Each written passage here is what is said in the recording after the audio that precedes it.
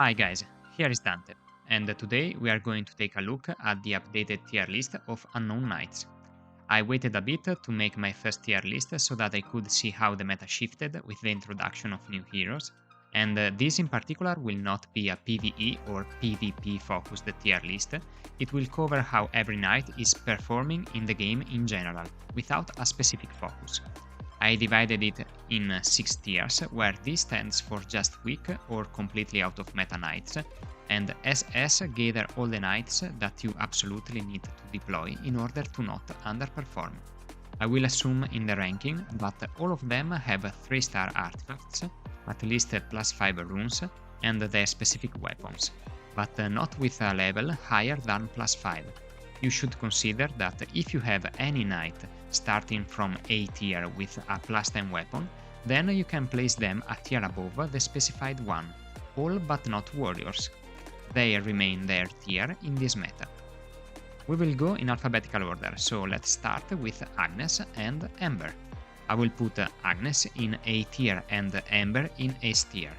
I started with both of them because they would have been B and A tier respectively if it was not for the introduction of Rona. They both have a really long cooldown, but they deal a lot of damage too with their ultimate. That's why Rona's skill halving their cooldown makes them go up by 1 position each. The reason that Ember is ranked higher is because snipers are the best DPS units in the game right now, and the recent arena changes boosting the defense of every knight really helped Earth faction rising in ranks, while we have yet to see any new knight from the Fire faction. Anyway, Ember's ultimate helps you a lot in eliminating specific back row enemies, and this really gives her an edge over Agnes.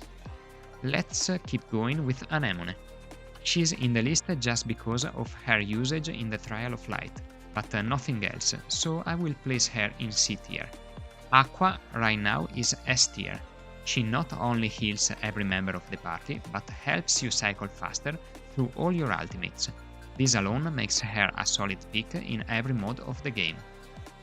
Azura unfortunately is never used in any mode, and so is a D tier. The only place you will see him often will be in the tower, to stop under-leveled players to climb any farther than his stage. Bernard is the second best tank in the game, and hence is S tier. He not only has a lot of health, but deals a decent amount of damage for a tank, so you will end always using him in the front row or to tank assassins in the back row. His ultimate also taunts all the units around him, giving him a strategic use too, but only reduce the damage he gets, while Charlotte's ultimate not only gives damage reduction to all the allies, but half the damage the 2 weakest units behind her take, granting her the crown of the best tank in the game and an SS tier position.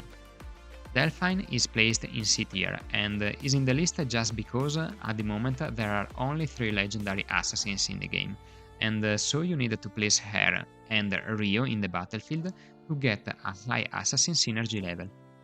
Desmos is only B tier. He has a really high potential, with his ultimate granting him a big boost in defense, but is too slow casting it, making him unusable as a tank in every game mode, and along with every warrior, he got a big nerf since the introduction of Loss. Desperado, on the other hand, has a good base defense for a warrior, since she belongs to the Earth faction and her utility makes her a viable choice in some PvE content and in PvP as well, giving her a place in the A tier. Mind that she is really a niche knight, but when you'll need her she will do just fine, and she will accomplish her task. Eclipse is B tier. He is the weakest of all the assassins, and his use depends solely in the assassin comp. Elrond is B tier as well. If he had a shorter cooldown, maybe he could have been A tier, but his clans has really no usage at the moment, and the Shielder supporters overshadow him. Ernst instead is S tier. Even if he is a mage, his ultimate creates soldiers that counts as mage units, giving him and every other mage deployed a big synergy boost and consequently faster ultimates. He is a really strong knight in early game and keeps up in mid and end game, granting survivability to the team and crowd control as well. Hilda is A tier. She is kinda weak, but her ultimate halves the defense of the enemy team, making her a must in every boss fight. Ive is definitely B tier. Yeah, of course. SS tier is her house, and even if you really need big upgrades on her weapon to make her shine, nobody can negate the impact she has in the game and in every aspect of it. Kari, I can't believe what I'm saying, is currently B tier, borderline A tier, and this is not in the slightest correlated to Ive. Yeah, of course. Everybody knows she is not a healer, and that is why nobody ever used her. But right now her combo with Ive and Remiel gives her a chance to rise to top ranks. She is used a lot in challenge mode and expedition, where thanks to support buffs she can keep casting shields over shields, and the team comp in PvP with Ive, Remiel and Elrond is really strong as well. The reason you are not seeing her a lot in the arena is because everybody reforged her weapon and nobody has a really strong carry at the moment, and maybe not even in the future. Kevin is B tier, and again this is only thanks to Ive, but at the moment he is the most used non-legendary unit, so I will honor him with this rank. Lilith is the weakest of all mages, and so she is D tier, not finding a place in any comp. Lost instead is SS tier. She is a must to negate assassins and warriors, and her shields makes your life easier every time. Malleus is B tier. He is strong but too slow and can't do much alone like every warrior. Marimo is B tier. I could have placed her in A tier since she is a direct counter to Ive in PvP arena, but other than that and the faction tower, you will never use her. And so, the low rank. Metal again is B tier. I really like her, and she has a strong crowd control ability, but at the end of the day you can only place 6 or 5 knights on the battlefield, and there are better options out there. Natasha is a C tier. You can use her with Marimo and Ive in the early stages of the arena, but other than that, really nothing. Ravan is S tier. She is still the second best boss killer in the game. You will always use her with loss, and she has a great silence ability as well. Ravia is S tier too.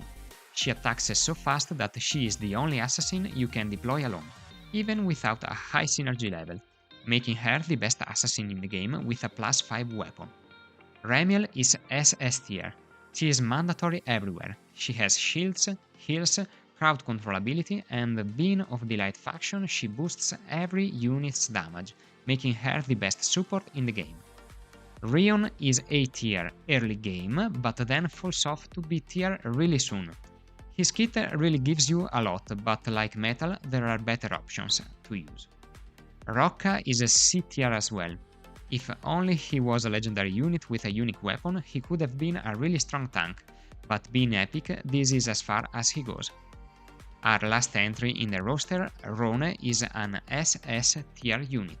She does really everything, a strong debuffer and a strong healer, but her cooldown reduction ability is what brings multicast out of challenge and expedition, enabling other units to dish out a lot of damage. Rio is a C tier. He is here to fill the missing assassin spot, and even if his ultimate is good, he does not deal enough damage to enter the B tier. Solum is the only legendary unit I feel like belongs to C tier as well. He is only used in Faction Tower, and even there he kinda lacks tankiness, which is what is required from a tanker. Trinich was B tier, but since the introduction of Rone, falls off to C tier. Tristan was an A tier unit, but now B tier suits him better. His ult is still strong, but his DPS is kinda low compared to others. Still, this doesn't feel right. You know what, I'ma create a new tier only for Tristan between B and A tier, and leave him there. The Unknown Knight himself literally falls to C tier. He dies too fast, and not being a legendary unit cuts him off from all the buffs in challenge mode, and even in expedition with the current meta it's hard for him to find a spot in the Hell 3 difficulty. Violet is B tier. The mage comp finally found a place in PvP in Diamond and Master League, but this is still not enough to make her an A tier unit, even if she feels stronger than the others here. Willem is B tier too. He has a really high defense, but his health do not keep up with it, making him viable only when you desperately need 3 tankers on the battlefield, or as a noble sacrifice in Expedition. And the last knight to be ranked is Winter. Do I use her? Yes. Is she good? Yes. Is she S tier? Nah. Winter is the only knight in the game apart from supports that can multicast her ultimate, but only if she kills her target. She attacks slowly, and if she doesn't kill with her first ultimate, you will have to wait another good 6 seconds before another one. So she has an immense potential, but you really need more than a +5 weapon to make full use of it. With this said, with a +10 weapon, she could very well be the 6th SS Knight and the best assassin too. Now that we finally made it, let me adjust the order of every tier so we have an overall ranking system. And now this is my final tier list, guys. As a disclaimer, this is still my personal thought, and of course you are free to dissent from it. But still, you can use this as a mid-late game guideline to build your knights.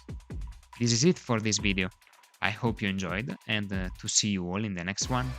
Bye!